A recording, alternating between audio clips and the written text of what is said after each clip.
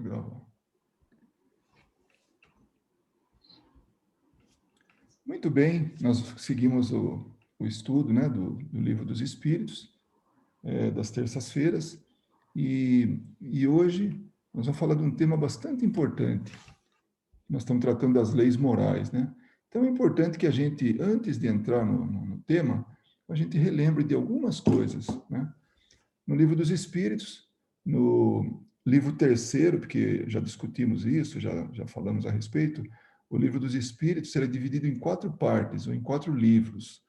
E de cada um daqueles 4 livros saíram outros 4, quer dizer, um de cada, no fim. Por isso que é o Pentateuco, são 5 livros, que formam a base da doutrina espírita.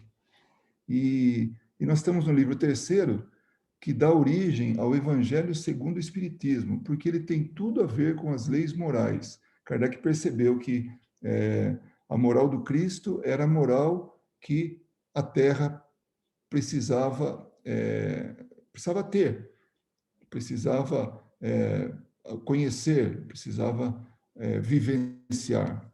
Então, nesse capítulo terceiro, né, esse livro terceiro, na verdade, que trata das leis morais, nós estamos no capítulo 1, que é da lei divina ou natural. Então, é importante, e uma delas, né, que é uma das leis que nós vamos estudar hoje, está inserida aí.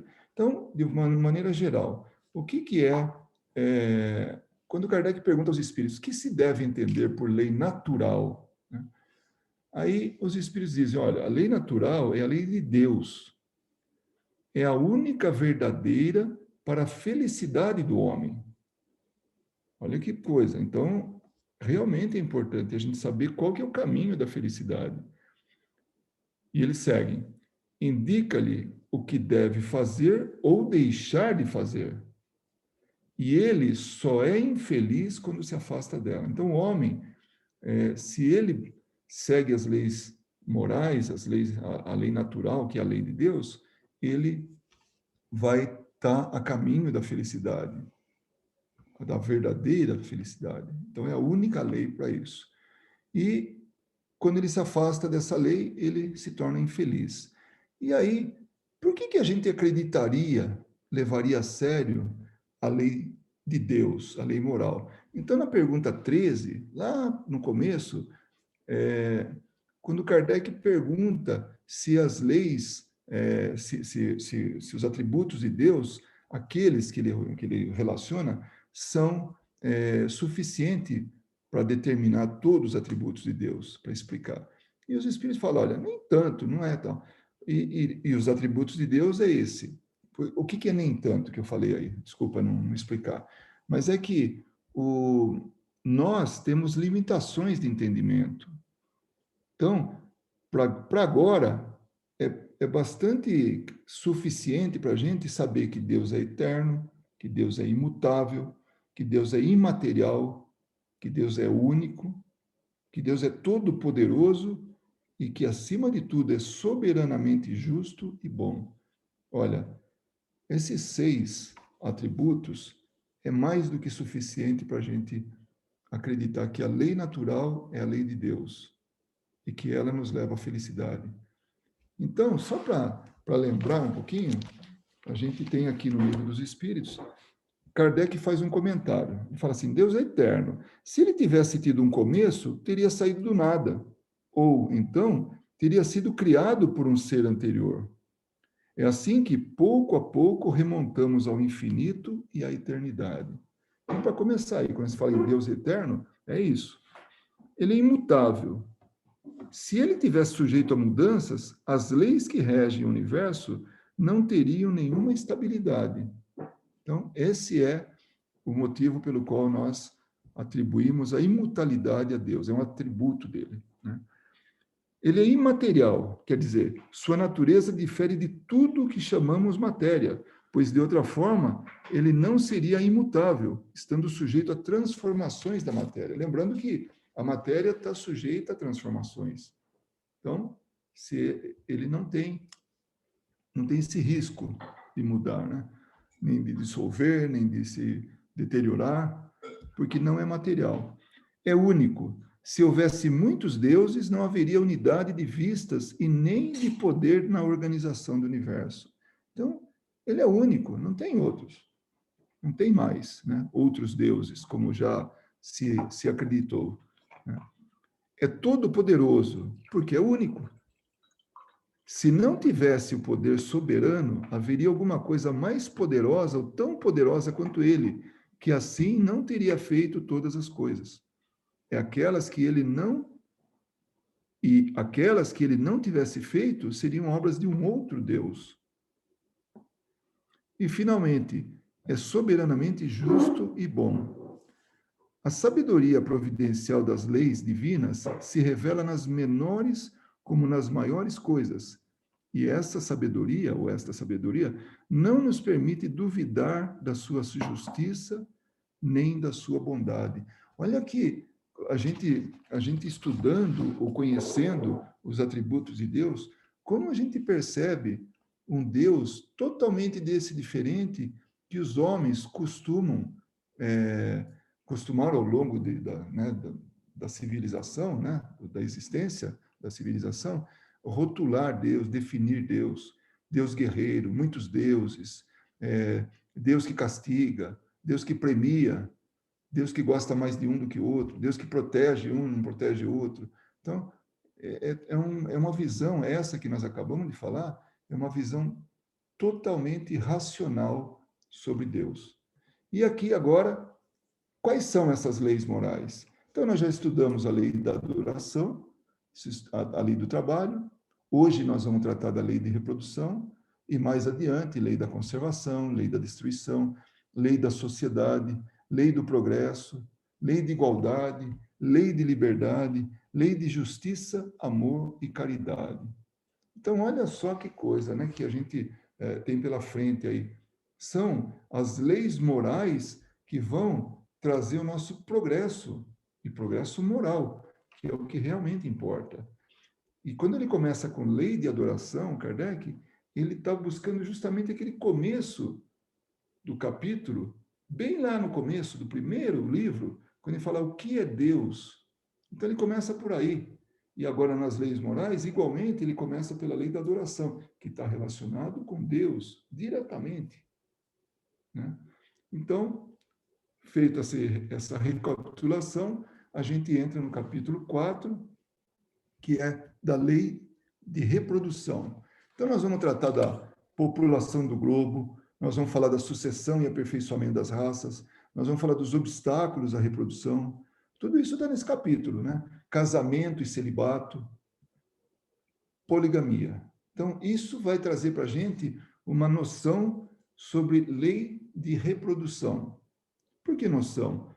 A coisa deve ser muito mais complexa, mas o que vem por aí é suficiente para a gente perceber a importância da lei de reprodução como uma das leis morais que os espíritos nos trouxeram,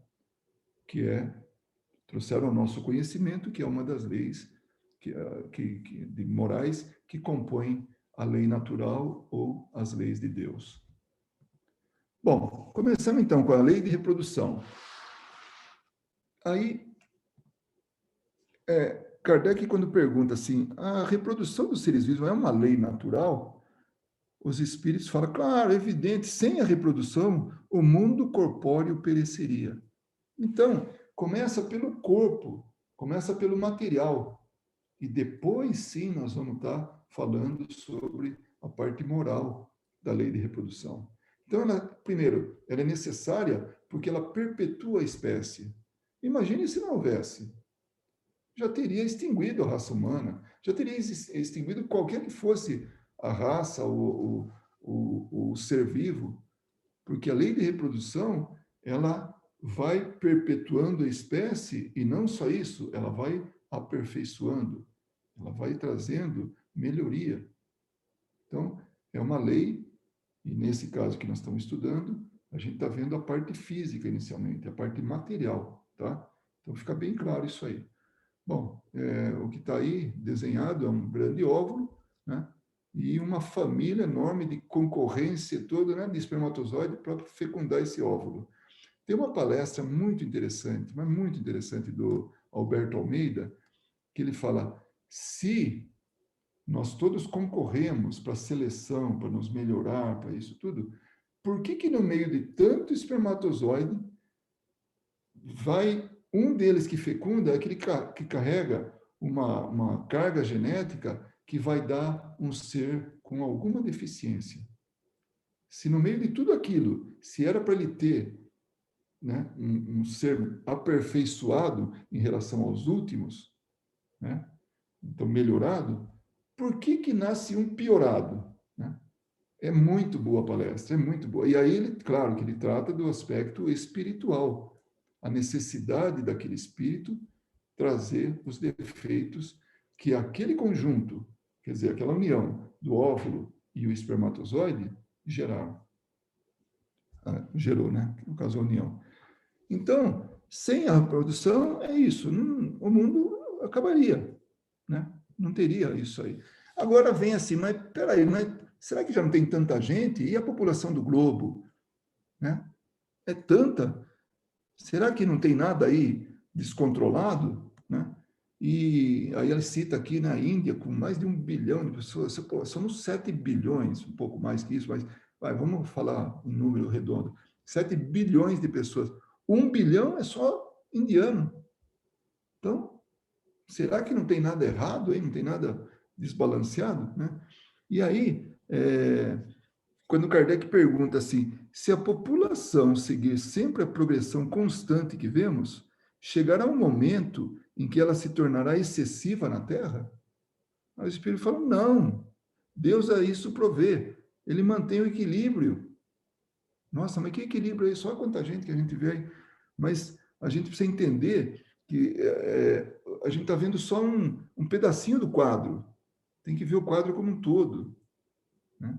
Então, aproveitando, a gente vai lembrar da teoria, ou do mito de Malthus. Malthus foi aquele economista inglês que o nome dele era Robert Thomas Malthus.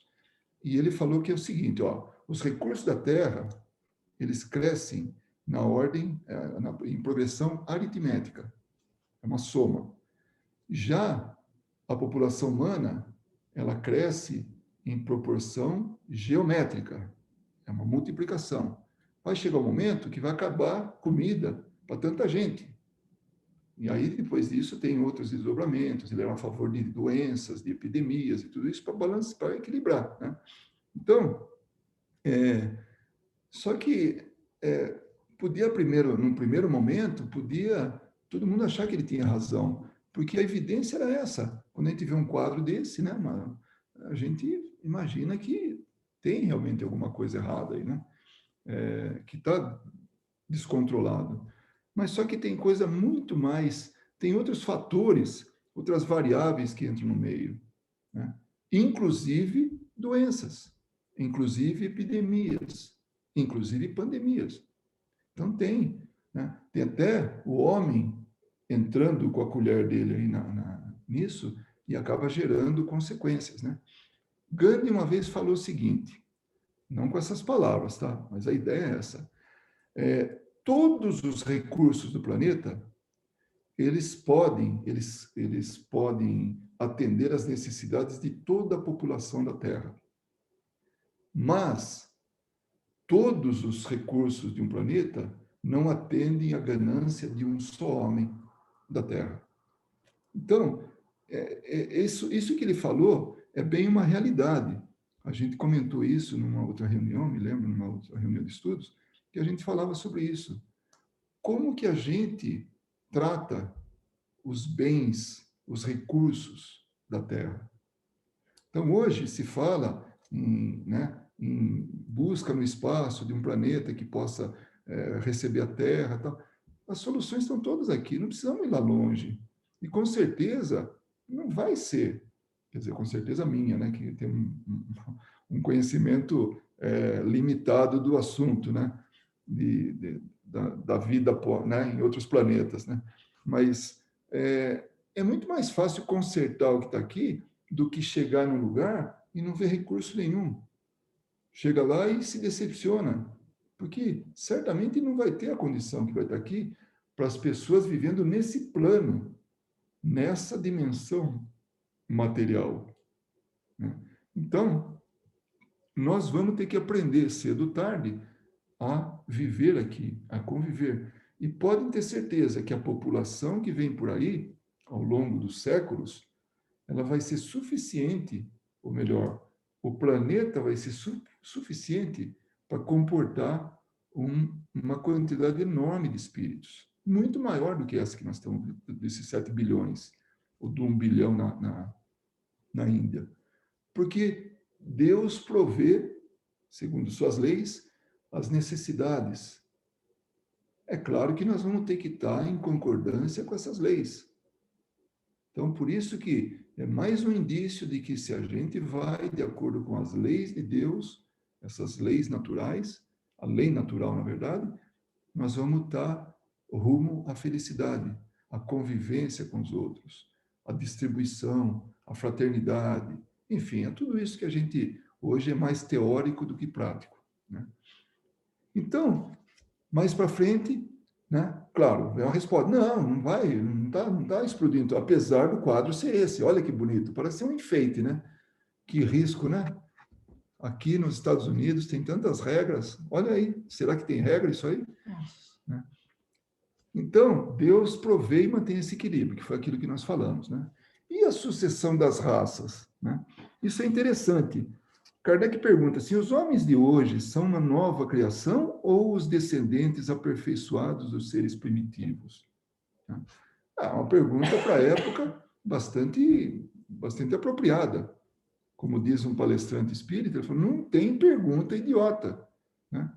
Não dá para rir de pergunta, porque ela tem um fundamento, ela tem uma necessidade de ser respondida e pode, e depende de quem estiver respondendo, vai perceber lá nessa pergunta algo muito profundo. Então, Kardec, quando pergunta isso, ele tinha o conhecimento da época, né?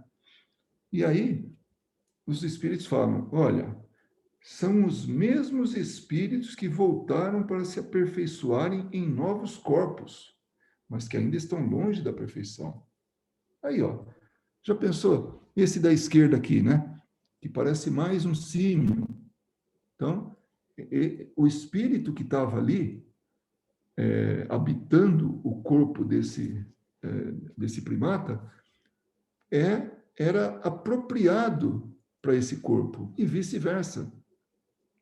Portanto, nós não vamos, a menos que seja para melhorar a raça e for um tipo de um desafio, uma missão, até mesmo um castigo do ponto de vista assim, sabe, não conseguir se enquadrar aqui e vai ter que ir para um planeta primitivo. Então, ele vai para lá para aperfeiçoar esses corpos. Mas nós, se buscamos as leis divinas, a gente vai progredindo e progredindo e não tem nenhuma necessidade de retornar a essa condição. Então, mas os espíritos que habitaram esse, passou para aquele do meio e que depois passou esse da ponta. Olha que bonitão que a gente ficou, tá vendo? Então, é um progresso físico, material e espiritual. Então, somos os mesmos. A gente vai e volta, vai e volta, vai e volta, e sempre aprendendo, sempre progredindo. Vai, faz um curso lá no plano, no plano espiritual, volta aqui. Vai para lá, fica um tempo, se dependendo da condição que viveu aqui, né? E vai, fica drenando energia lá no ambiente mais favorável para isso, depois volta para cá. Então, é a melhoria. Olha quanto que nós já progredimos. Olha, só né, olhando para essa tela, né? Olha essa sucessão de raças, né? Então está tudo certo. Então nós somos descendentes aperfeiçoados de seres primitivos. E somos espíritos. E aqueles mesmos espíritos que habitaram esses corpos que a gente está vendo aí. Então esse aperfeiçoamento das raças é nítido, né? E essas mesclas, para quê? Para tudo vai melhorando. Essa diversidade enorme, tudo para melhorando. Imagina pegar um pouquinho de cada coisa boa ao longo do tempo dos seres que estão aí todos, cada raça tem uma característica, pega, vai sair a perfeição. Qualquer dona de casa sabe que se ela tem uma disposição enorme de ingredientes, ela faz uma comida muito melhor do que se ela tiver um ou dois só.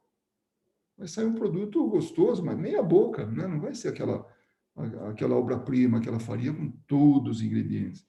Então, essa mistura, não somente física, mas também de raça, como é que eu diria assim,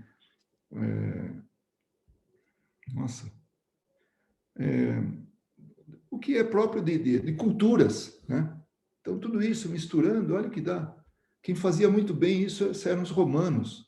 Algumas coisas eles não mexiam. A crença, por exemplo. Ou então a raça que eles tinham, que era superior a todo mundo lá. Então, os patrícios tinham os privilégios, né? Mas muita coisa eles traziam invenções, um monte de coisa. E a gente vê aqui os Estados Unidos, quanta coisa boa não trazem. Aqui não tem nenhuma restrição de importar coisas boas, seja na arte, seja na tecnologia, seja no que for. Então, traz as coisas melhores. E olha o resultado, em termos intelectuais, o que tem aqui nesse país. Roma era a mesma coisa, trazia muita coisa de fora, dos povos conquistados, e também levavam coisas dele para os povos conquistados. Então, esse era esse aperfeiçoamento da raça através dessa mistura, né? Então, aí mais para frente, ele pergunta, né? Será que e essas raças podem, a raça humana, essa que está aí, pode desaparecer? Os espíritos ficaram que sim, pode desaparecer. Quer ver? Virão outras raças mais aperfeiçoadas, descendentes das atuais. Não vai vir de fora, vai vir melhorando aqui. Aqui é que vai estar melhorando, com a matéria-prima que está aqui. Por isso que é um erro a gente procurar um outro mundo lá fora. Tudo está aqui, a solução está aqui, os recursos estão aqui, os ingredientes estão aqui. O que precisa? Precisa justamente de trabalhar isso, de saber viver isso, né? De se encaminhar, está no curso das leis morais. Eu lembro que uma vez eu fui fazer eu tinha que fazer para o trabalho, né? O trabalho profissional, eu tinha que fazer o trabalho se referia à propriedade intelectual, né? E aí eu queria dar assim, ao mesmo tempo era um quebra-gelo, ao mesmo tempo era um choque, enfim. Aí eu peguei e coloquei dois planetas, um do lado do outro, planeta Terra. Assim, tudo verde, tudo, só natureza, não tinha mais nada, só tinha natureza, né? E tinha lá umas pessoas, né? E o outro ao lado tinha toda uma civilização, com tecnologia, com uma arquitetura, as construções e os meios de comunicação e tudo. Aí eu falei, olha, já que está tudo aqui, tudo que saiu de um continua no outro, né? Quer dizer, estamos falando do mesmo planeta, qual que é a diferença entre eles, né? E claro, foi levando eles né, aquele grupo, né, de colegas de trabalho, a pensar qual que era a diferença. A diferença era só uma ali, era o conhecimento. O conhecimento transformou tudo ali, transformou as pessoas fisicamente, transformou o meio que eles estavam, transformou tudo, tudo. Só uma coisa, o conhecimento. Então, era o que eu queria mostrar. Aquilo valia, não estava falando de doutrina espírita, né? Estava falando em termos profissionais. E aí conduzia eles a pensar na propriedade intelectual, o quanto custa, o que é o patrimônio de uma empresa. É isso, é algo imponderável, porque as pessoas, é imponderável do ponto de vista assim, não dá para pesar, porque as pessoas podem comprar tecnologia, podem comprar equipamento, podem comprar profissionais, um monte de coisa. Então, mas o verdadeiro bem da empresa é o saber fazer, é o conhecimento que está ali, e como fazer, né? E claro que tinha decorrência disso, um monte de coisa, mas basicamente era isso. Então, essas raças são aperfeiçoamento, né, das próximas que virão. Vai aperfeiçoando, vai melhorando. Então, e inclusive eles falam que são os mesmos espíritos que voltam para se aperfeiçoar em outros corpos. Então, se vier a gente conseguir encaminhar o nosso corpo para um corpo perfeito, né, somos nós mesmos que vamos estar habitando esses corpos perfeitos. Vocês lembram de Jesus, quando ele chegou, esteve aqui entre nós durante uns 33 anos, né? Era um corpo perfeito. Ninguém tem notícias que ele teve qualquer coisa. Com certeza, se ele tivesse aqui hoje, ele não precisava usar máscara, porque a perfeição moral dele, ela, assim, alcançaria o corpo, continua no corpo. Então, esse é o nosso destino, né? Esse aperfeiçoar constante, esse progresso constante. Aí, quando Kardec pergunta, o aperfeiçoamento das raças animais e vegetais pela ciência é contrário à lei natural? Seria mais conforme a essa lei deixar as coisas seguirem o seu curso normal? Ou seja, podemos meter nosso dedo, como hoje nós estamos fazendo, com a engenharia genética, nas plantas, nos animais e até nas pessoas, né? Nos alimentos.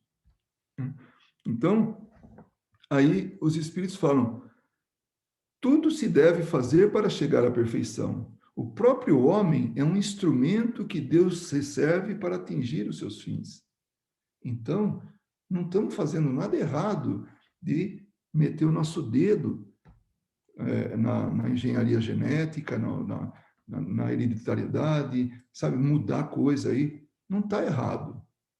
Deus permite isso para a gente. Agora, como é que nós estamos fazendo isso? A polêmica que há uns anos atrás nós tivemos sobre os clones, né? Então, tinha um aspecto moral da história, né? Como é que vai ser isso conduzido? E não sei se vocês estão lembrados, mas no capítulo 10º, que é um pouco antes desse que a gente está agora, que a gente estava estudando, que é ocupações e missões dos espíritos. Lembra que a gente falou disso? Então, do que os espíritos se ocupam? Nós estamos no começo do capítulo. E até foi interessante que nessa mesma sessão de estudos, nós falamos sobre como a conta fecha, né? Kardec, ele pega uma coisa aqui, mas está tudo assim, é um mosaico, mas as peças todas estão no lugar, um grande quebra-cabeça está ali, porque uma coisa tem conexão com a outra, tem lógica, tem coerência. E nós falamos exatamente disso, né? Que Deus se serve dos homens como instrumento para atingir os fins de Deus. E ali estava falando dos espíritos, que são homens, pertencem à raça humana, espíritos, para poderem aperfeiçoar, para poderem fazer com que o universo esteja harmonioso, né? Então, essa é uma parte importante que a gente viu lá, né? Então, esse aperfeiçoamento, ele é permitido, ele não é contrário à lei da natureza. Agora, é contrário, assim, se tiver contra as leis morais.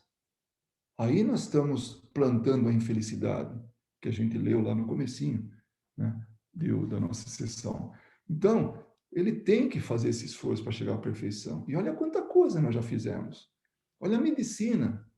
Olha quantos anos nós estamos vivendo. Teve época na humanidade que o homem não passava de 30 anos.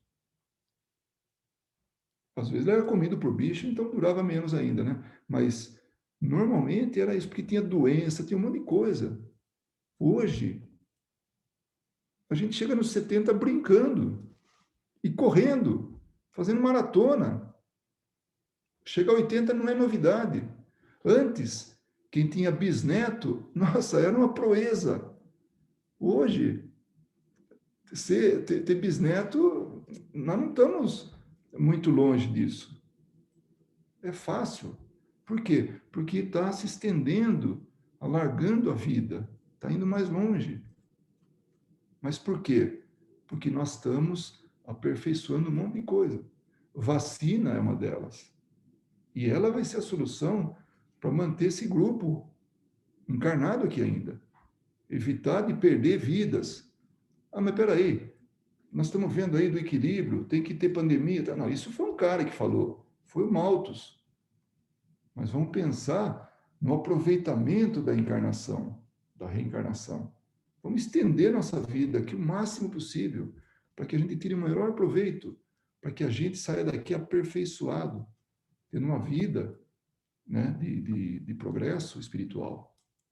Então, se a gente for ver bem, o mundo ele está muito, muito mais, ele progrediu muito mais do que antes. E muita coisa, pode ser que o dinheiro esteja movendo isso aí tudo, esteja movendo, mas muita coisa vem do aspecto moral. Então é muito importante isso, que a gente perceba essas diferenças, né? Deus se serve do homem como instrumento para atingir os seus fins. Foi o que nós acabamos de falar. Sendo a perfeição a meta, favorecer essa perfeição é corresponder às leis de Deus. Então, nós estamos aí, olha, aqui está exemplificando seleção, desenvolvimento de mudas. Então, joga Malthus para escanteio, porque por mais rápida que cresça assim, a população mundial, tem gente trabalhando para repor ou para suprir as necessidades. O que não vai dar para fazer é um consumo desenfreado e a natureza não conseguir se recompor. Aí, o que está acontecendo? O homem está se desviando das leis de Deus. Então, está plantando a infelicidade. Eu estou, talvez, indo rápido aí. Se alguém quiser falar alguma coisa, pode falar, tá bom? Pode. Como dizem na minha terra, eu falo mais que o homem da cobra, né? Então, se alguém quiser falar, pode falar. Aí, mais tarde, aqui, a gente vê assim, e obstáculos à reprodução? Nós podemos fazer? O que representa isso? Né? E aí, os espíritos, bom, Kardec continua assim, é contrário à lei da natureza, e aí, Deus concedeu ao homem um poder de que ele deve usar sem abusar. Isso é importante. A pergunta, que é uma derivação da primeira aqui, que é 693. As leis e os costumes humanos que objetivam ou têm por efeito criar obstáculos à reprodução são contrários à lei natural? Que é isso aí que ele pergunta, né? Aí ele fala, tudo que tudo que entrava a marcha da natureza é contrário à lei geral. Porque por trás das leis da natureza, nós temos pessoas capacitadas, que são aqueles espíritos que conduziram a evolução para chegar no que chegou. Então, nós temos que respeitar até o trabalho dos outros. Mas a gente não sabe nada disso. Não é que não sabe. Pode até não saber, mas o nosso orgulho, o nosso egoísmo faz com que a gente busque explorar o máximo possível. E aí nós vamos estar estragando com o trabalho de quem fez muito bem feito. Né? E aí os espíritos falam também, dando sequência, porque ele fala assim, não obstante há espécies de seres vivos, animais e plantas, cuja reprodução indefinida seria prejudicial às outras espécies e das quais, em breve, o próprio homem seria vítima. Seria repreensível deter essa reprodução? E os espíritos falam, Deus deu ao homem, sobre todos os seres vivos, um poder que ele deve usar para o bem, mas não abusar. Vocês sabem que existem algumas plantas que foram modificadas geneticamente, aí é possível aplicar um veneno sobre essa planta, ou melhor, sobre todas as plantas, e essas conseguem sobreviver, porque conseguem combater esse veneno. Né? Então, isso o homem determinou, isso ele fez, é isso. Agora, de alguma maneira tem que ser pensado, né? Existe uma planta chamada amaranto, e eu li num artigo, isso aí me impressionou. Por quê? Porque, naturalmente, a natureza selecionou essa planta que é, que ela é imune a esse veneno. Então, olha que risco que tem. Então, tem muitas terras hoje que estão totalmente, assim, não se planta nada, são inaproveitáveis essas terras, porque só tem amaranto, porque foi selecionado ali. E essa planta, ela conseguiu sobreviver, e ela é muito difícil de erradicar. Então, é isso que os espíritos falam. Não abusem, tem que fazer a coisa de forma consciente. Então, vocês percebem como nós temos uma inteligência assim fantástica, que é coisa que até foi nos concedido através do desenvolvimento, tudo, né? Nós fomos conquistando, por uma permissão de Deus, dentro das leis, né?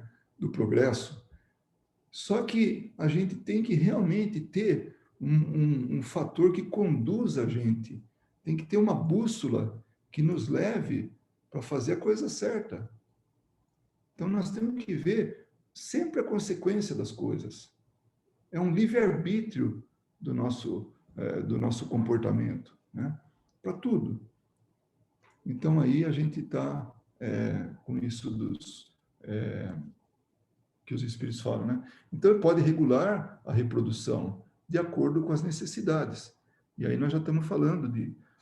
Podemos controlar os nascimentos e tudo? Pode, mas não de forma, por exemplo, selecionar, não, eu só quero ter menino. A China está com um problema sério. Normalmente, nós temos, como assim, uma média, né, mundial, ou tínhamos, né, agora não tem mais, 49% homens do sexo masculino e 51% feminino. Isso é histórico. Isso vem. Claro que não é exatamente esse número, mas é aproximadamente isso, que é quase meio a meio. Por algum motivo, a natureza conduziu a ter um pouco mais de fêmeas para a perpetuação da espécie, porque todo mundo sabe que um homem consegue fecundar mais de uma mulher, né? Então, e no caso da mulher, é uma por vez, né? Uma gravidez por vez. Então, nesse processo, a gente está mexendo também. Então, uma bomba relógio. No futuro, a China poderá ter uma consequência desse desbalanceamento, que inclusive é desumano, porque lá tem aborto, tem uma série de coisas que é possível, né? O governo, aliás, ele intervém na vida, né? Da população, na sociedade. Então, havendo esse desbalanceamento, vai mais para frente gerar. Hoje, está difícil um homem chinês encontrar mulher, ou pelo menos mais difícil do que antes, porque antes estava balanceado, hoje nem tanto. Se a gente for pegar, explorar um pouquinho, buscar essa informação, vocês podem ver isso aí, que foi uma coisa que assim, é chocante, né? Agora, não tem tanta importância, mas no futuro tem. E se nós começarmos a mexer nisso sem freios, então nós vamos poder ter um grande problema pela frente. E não estou falando da China, estou falando de nós, como seres humanos, né? Então, regular a reprodução tem formas de fazer isso para que seja algo, num determinado momento, importante. Mas tem momento que não vai dar, não. Vai ter que realmente deixar a natureza, deixar esse equilíbrio natural, né? Porque Deus utiliza a ação inteligente do homem para manter o equilíbrio da natureza. Então, a ação inteligente do homem, nós precisamos ser inteligentes, ter esse sentimento, esse procedimento moral. Aí, o casamento. Recentemente, eu me lembro, a Verinha, inclusive, que fez numa terça-feira agora, falou de família. E ela citou justamente isso. o casamento, né? Então, só entrando um pouquinho mais aqui, né? Que aqui diz, o constitui ato de progresso nas sociedades humanas. Como é que é isso? Kardec pergunta, o casamento, ou seja, a união permanente de dois seres, é contrária à lei da natureza? Tem coisa errada aí você juntar um casal e manter eles permanentemente unidos? Não permanentemente, mas manter eles unidos? Aí os espíritos falam, é um progresso da marcha, na marcha da humanidade. Olha que coisa, o casamento é progresso. E isso foi bem falado naquela, quem tiver a curiosidade, não assistiu e quiser assistir, tá nos canais de YouTube, né, das nossas casas, quando é família, né, Renin, que foi falado, que é do Pensamento e Vida, né, de Emmanuel, foi o capítulo Família. E então foi tratado da família, e a família ela está baseada na união de duas pessoas que acabam gerando, reproduzindo em outras, mas é para formar aquela célula. Então, aí Kardec pergunta, peraí, e se caso acabasse o casamento? Qual seria o efeito da abolição do casamento sobre a sociedade humana? O que pode acontecer? Aí os espíritos falam, o retorno à vida dos animais. Ah, então peraí.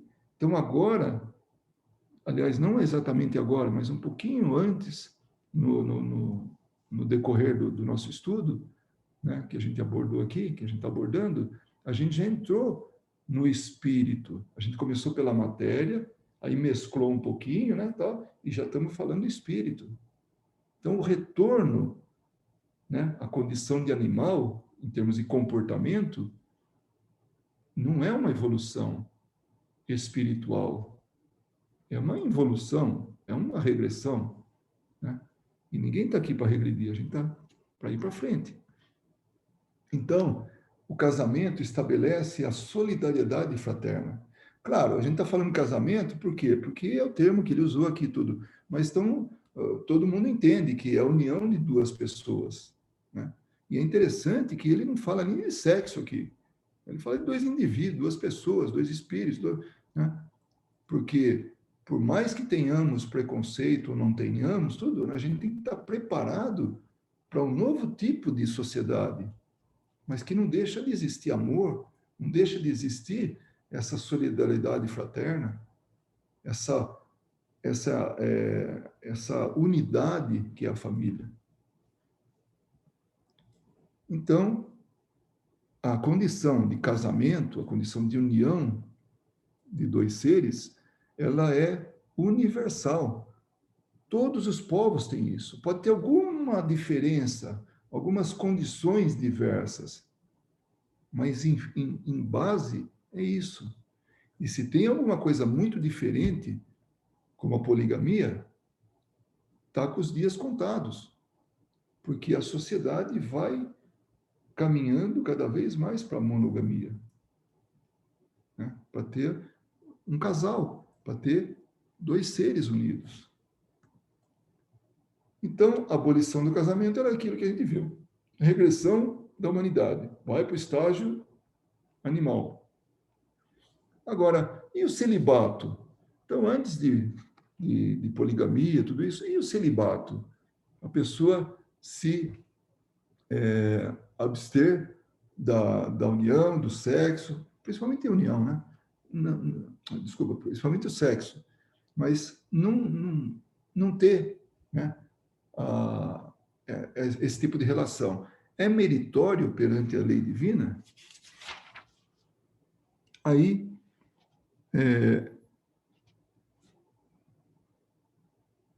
não se for por egoísmo. Por quê? A resposta é isso aqui, ó. Quando Kardec pergunta, o celibato voluntário é um estado de perfeição meritório aos olhos de Deus? Porque a igreja, por exemplo, como ela colocou o celibato, né? Claro que tem teorias que era assim, para que aquele representante da igreja não constituísse família e depois legalmente ele iria dilapidar os bens da igreja. Isso é uma teoria do que se fala. Mas tem também aquela de que é uma demonstração de pureza, né?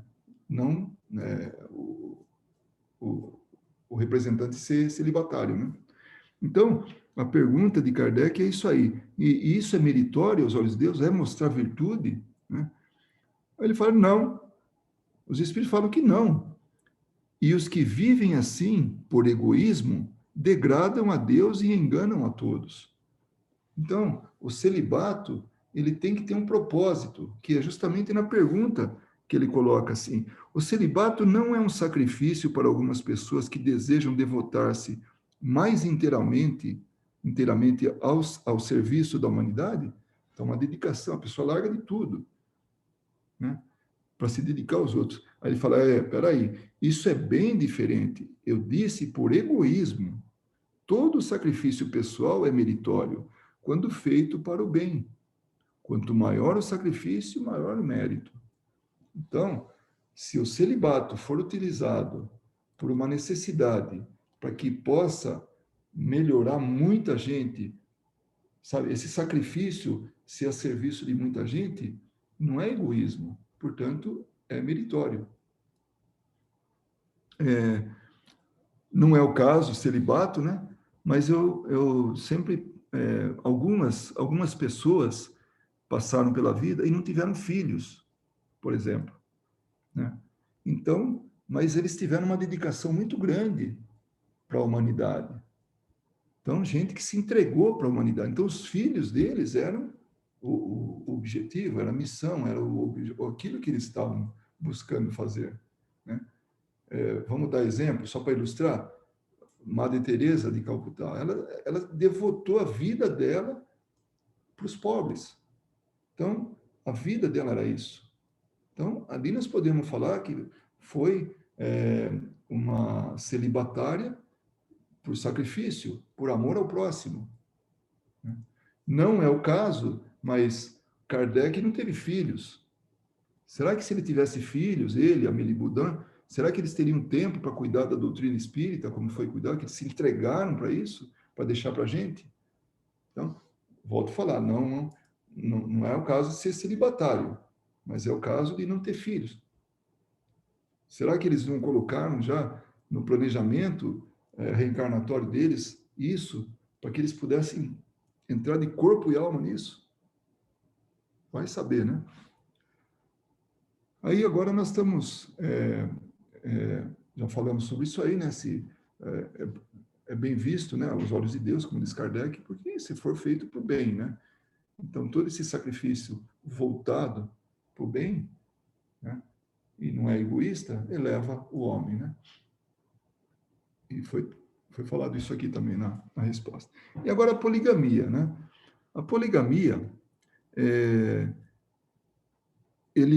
Kardec pergunta assim, qual das duas, a poligamia ou a monogamia, qual que é mais conforme à lei natural? O que é mais certo, né? Um, um homem com muitas esposas, um homem com uma esposa. Os espíritos falam, a poligamia é uma lei humana, cuja abolição marca um progresso social. Percebe? Então ela está para ser abolida. Quanto tempo vai levar? Não sei. Mas é um progresso humano, porque bem no começo aqui, quando ele fala de casamento, né? Quando Kardec fala o casamento, ou seja, a união permanente de dois seres, é contrária à lei da natureza? A resposta é um progresso na marcha da humanidade. Fecha, essa resposta fecha justamente com essa, que a poligamia se acabando e vira a relação de duas pessoas é um progresso social, um progresso para a humanidade. Então, não é lei da natureza, é o progresso social. E ele vai um pouco mais longe. O casamento, segundo as vistas de Deus, deve fundar-se na afeição dos seres que se unem. Na poligamia, não há verdadeira afeição. Não há mais do que sensualidade. Então, aí, está um pouco mais para aquele caso que ele fala lá, né? A regressão para a vida animal. E era isso.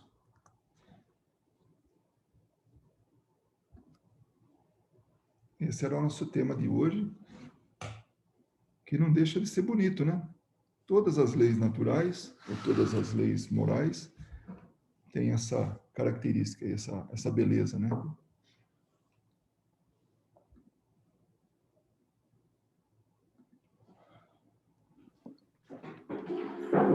Eu acho interessante essa parte do Livro dos Espíritos, quando a gente começou a estudar as leis morais, porque são coisas assim tão óbvias na maioria das vezes, mas a resposta que os espíritos trazem é de uma grandiosidade que às vezes muda um sentido da coisa, né? Uma coisa que parece ser óbvia e a gente para ver a questão moral que está por trás daquilo e reflete um pouco mais aprofundado, né? Como essa questão do casamento, da poligamia e tal, porque contraditoriamente as pessoas acham o contrário, que o casamento, né, como a gente estudou, que a família está falida, que o casamento é uma instituição falida, que hoje em dia o negócio é você ter casos ou você ter, né, relacionamentos com várias pessoas, que isso é o que é enaltecido às vezes, né, na maioria das vezes. E quando a gente olha assim, fala assim, nossa, esse mundo está perdido, né, as pessoas estão perdendo os valores. E pelo menos para mim, assim, me traz um conforto de saber que não, os meus valores estão alinhados com isso aqui, então tá tudo bem. Estamos indo de acordo com a lei do progresso, menos mal que nessa encarnação eu acho que eu já aprendi algumas leis, né? Então, assim, é muito bonito, sim, estudar Você isso. sabe, Carol, eu gosto de pensar assim, na humanidade, né? Primeiro aquele negócio de fotografia, eu sempre gosto de usar isso. A gente tem uma fotografia do momento de agora, né?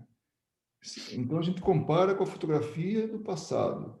E, se pudesse, né, ter a fotografia do futuro, mas não tem ainda, mas quando for presente, a gente vai poder estar comparando com todas as outras.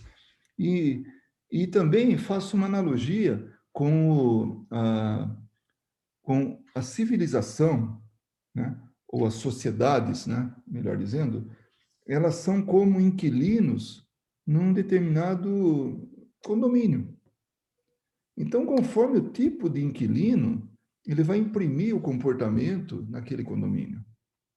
Então, hoje, a gente pode falar, nossa, regredimos. Nossa, olha o que está acontecendo. É isso, sabe? A gente reclama e não concorda e sofre e acha que não tem jeito. Não. É que, lembrando que nós somos espíritos que a gente vem para cá e retorna para o plano espiritual, depois vem para cá de novo, retorna para o plano espiritual, e assim vai. Então, não é palavras, tá? Mas nessa coincidência de pessoas com o mesmo propósito, vai estar imprimindo um tipo de comportamento. Muda inquilino, muda tudo. Vem uma outra leva de espíritos, muda tudo. Para melhor, para pior, não importa, mas muda.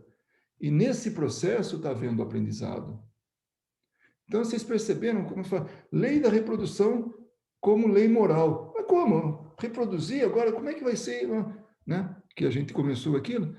E olha só, não falou só da perpetuação da espécie, mas falou do comportamento moral, né? A importância da gente ter determinado comportamento. Então, é, eu entendi bem o que você falou. Também a gente tem a mesma forma de ver, fica feliz que a gente não, sabe, não coaduna com esse tipo de atitude, né? Mas, mas um dia vai ter muito mais gente pensando igual a gente.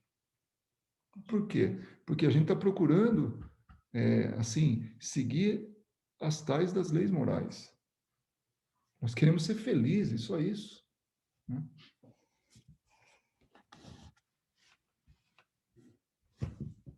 Ana Paula não vai levantar o dedinho, Ana Paula? Tô deixando os outros falarem também, que eu exagero. Não, eu estava refletindo sobre o que vocês estavam falando, e engraçado que, ao mesmo tempo, principalmente quando eu estava morando na Europa, a palavra casamento já não é mais vista como, né, prover o marido à esposa, ou a esposa prover, né? Já não se fala nem em marido e mulher, né? Eles não gostam desse tipo de terminologia, eles acham que tem que ser parceiro, né? Porque é uma parceria, né? A visão deles, pelo menos aqui no Brasil, já tem pessoas que falam também sobre isso, né? Sobre você ter uma união que é voluntária entre dois indivíduos que querem originar uma família, que querem, como que eu posso dizer? Fazer uma parceria mesmo, né? Então, eu acho que ao mesmo tempo que tem um lado ainda que briga com isso, e daí eu acho que é reminiscência de reencarnações anteriores, né? São espíritos que estão reencarnando e que ainda estão ligados a esses valores. Existem outros espíritos que já estão mudando as regras do jogo, né? A gente vê nas próprias leis, né, essas regras sendo mudadas, né? Onde os direitos são iguais, as responsabilidades são divididas. Então, eu vejo, assim, com um olhar mais positivo, né? E agora, essa questão da liberdade que se confunde muito com a libertinagem, para mim é característico de espírito ainda que não quer se adequar à lei do progresso. Só que daí, quando ele fala que na 692, né, que importa que o seu mérito seja nulo, contanto que se faça o progresso. A lei do o progresso é uma lei, né? Então eles podem bater o pé, pode se revoltar, pode querer fazer. Aliás, o que eles fizerem, eles vão trazer consequências para eles, né? Não só para os outros, mas para eles mesmos. Vai bater o pé, não vai ter jeito. A humanidade está progredindo. E se não quiser progredir, olha, vai virar exilado da Terra. Né? Vai para um lugar onde você vai achar seus parceiros, onde você se simpatiza. Você sabe, bom, todos vocês sabem aí das práticas mediúnicas, né, que a gente tem. Muitas vezes a gente fala exatamente isso pro espírito. Fala, olha, você não vai conseguir deter essa locomotiva. O progresso está aí, ele vem com toda a força, você não vai conseguir. Pensa no que está fazendo. Pensa na lógica das coisas, porque senão você vai ser extraído, vai ser removido daqui. Vai virar exilado mesmo. E sabe o que é interessante? Vou falar para vocês. Isso aí é demais. Tem espírito que fala que já veio de outro lugar e não aguentaria ir para um lugar primitivo, de novo. Acredita um negócio desse? E por que continua fazendo coisa do que faz? Que esse é o final da história, né? Então, é tudo que a gente lê, a gente estuda, né? Na doutrina espírita, seja em Kardec, seja nos livros que dão subsídio depois que vieram, né? Posteriormente, falam isso e a gente vê no dia a dia, não tem nada desconforme, é uma coisa impressionante. Então, realmente, é isso que você falou, Ana Paula. O progresso, ele é, assim, irrefreável, não tem jeito, ele tá aí. Agora, claro, a condição de cada um, e se Deus permite, por que que eu não vou? Né? Por que que eu vou fazer julgamento? Vai, mas aprende. Sempre aprende. De um jeito, de outro, está sempre aprendendo. Eu acho que uma forma de entender a lei do progresso, mas eu sei que vai chegar lá, é a parábola do filho pródigo, né? Não tem jeito. Aquela parábola, ela fala muito sobre a lei do progresso. Mas, nesse caso desses espíritos que sabem da realidade, né? E mesmo assim permanecem, é por isso que o desapego é tão importante. Desapego da materialidade, né? Quando ele fala aqui da sensualidade, porque se a gente continua fazendo algo errado, é porque aquilo traz uma recompensa. Porque a gente está sentindo uma recompensa, a gente está sentindo prazer. Por mais que a gente não queira admitir, essa é a realidade. A gente não faz nada que literalmente nos cause só sofrimento. Tem pessoas que tiram do sofrimento uma recompensa, né? A gente sabe, tem pessoas que são, né? Tem patologia sobre isso. São desvios, mas é isso mesmo. Então, assim, se o espírito está naquele caminho, mesmo ele sabendo a consequência, é porque ele está retirando um prazer. E esse prazer vem do apego material.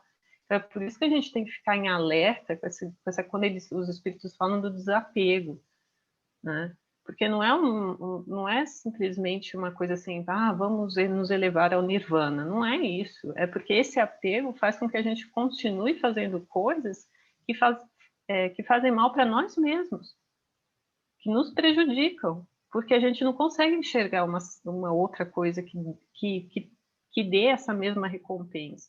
A gente não consegue olhar, por exemplo, no caminho do bem com a mesma recompensa, com o mesmo valor. Então, a gente tem que usar o nosso cérebro para impedir que essas coisas aconteçam. É isso.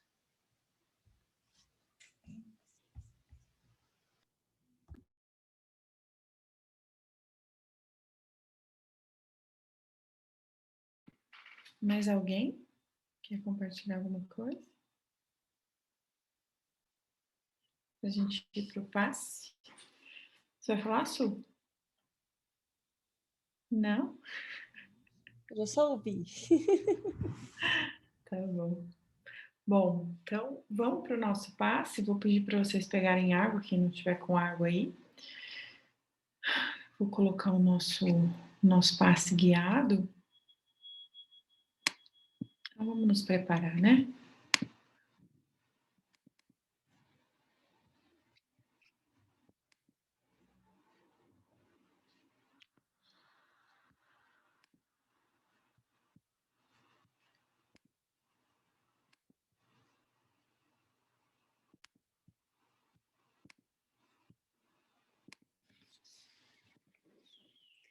Nos preparemos para o momento do passe e fluidificação das águas. Coloque um recipiente com água limpa para ser fluidificada. Irmãos, não importa aonde você está, quais as dificuldades que está enfrentando, Jesus está sempre pronto para vir em nosso socorro. Coloque-se de maneira confortável, que lhe facilite a concentração e a receptividade. Respire lenta e tranquilamente. Inspire, expire. Inspire, expire. Encha seus pulmões de ar e solte bem devagar. Deixe que energias de tranquilidade e paz penetrem seus pulmões, circulem por todo o corpo. Sua alma, em harmonia com o corpo, se sente tranquila e em paz. Mentalizemos a passagem de Jesus. Dia claro, os raios dourados do sol iluminam a paisagem alegre de Cafarnaum. Casario branco, trepadeiras multicoloridas e pássaros saltitantes enchem a paisagem de otimismo. A notícia das curas atraía a multidão dos necessitados. Subitamente Jesus aparece, esguio e belo. A túnica desce-lhe até os pés. Ao pôr do sol, todos os que tinham doentes atingidos de males diversos traziam-nos, e ele, impondo as mãos sobre cada um, curava-os. Assim narra o evangelista Lucas. Mentalize Jesus se aproximando de você. Ele impõe as mãos amigas sobre a sua cabeça. Perceba que de suas generosas mãos cai uma cachoeira de águas claras e puras, vindas do seu amor a te banhar. Derramam-se em sua cabeça, descem pelos ombros, banham todo o seu ser, te trazendo paz, serenidade, equilíbrio. Limpam todas as impurezas e te pacificam. Sinta estas águas te banhando, limpando. Respire. Mentalize agora Jesus como sol diante de você.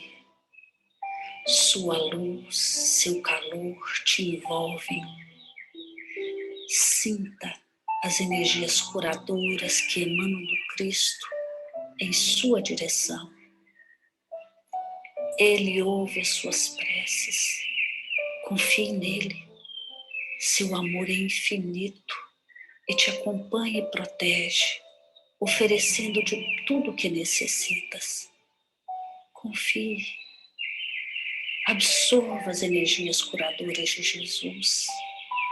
Sua luz te envolve.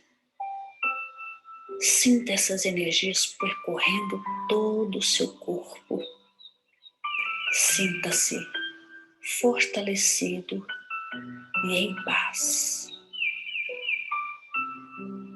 Senhor Jesus, divino amigo, estende as tuas mãos generosas, Senhor, e transforma estas águas em remédio para os nossos males físicos e espirituais.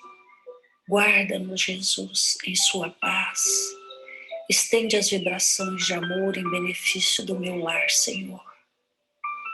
Que aqui possa reinar a paz, a saúde, a tranquilidade. Nós lhe rendemos graças, Jesus. Fica conosco hoje e sempre. Graças a Deus. Faça uso da água fluidificada.